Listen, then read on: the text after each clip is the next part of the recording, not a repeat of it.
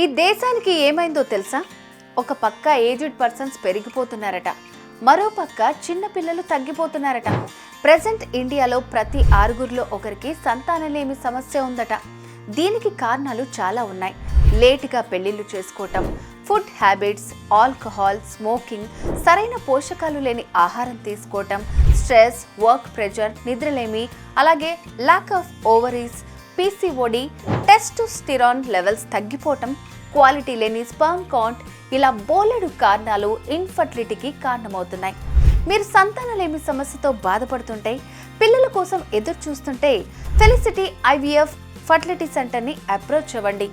ఇక్కడున్న అనుభవజ్ఞులైన డాక్టర్స్ మీ family generations చరిత్రని స్టడీ చేస్తారు. మీకున్న సమస్య ఏంటో గుర్తిస్తారు. సైకలాజికల్, ఫిజికల్ ప్రాబ్లమ్స్ ఏదైనా సరే దానికి 100% ఎఫర్ట్తో మంచి రిజల్ట్ని అందిస్తారు. ఫెలిసిటీ ఐవీఎఫ్ ఫర్టిలిటీ సెంటర్లో ఇప్పటికే వేల మంది కపుల్స్ని ట్రీట్ చేశారు. వందల మంది పిల్లలకి ప్రాణం పోశారు. ఎంతో మంది కపుల్స్ని పేరెంట్స్గా మార్చారు.